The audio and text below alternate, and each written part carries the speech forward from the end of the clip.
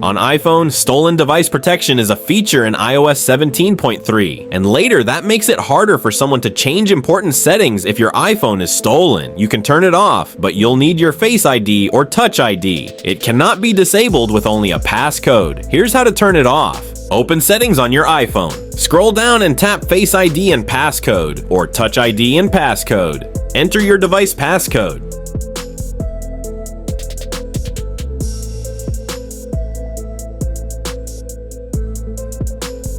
Scroll to find Stolen Device Protection and tap it.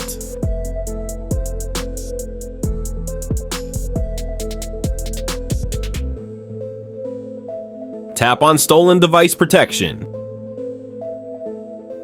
Toggle Stolen Device Protection off.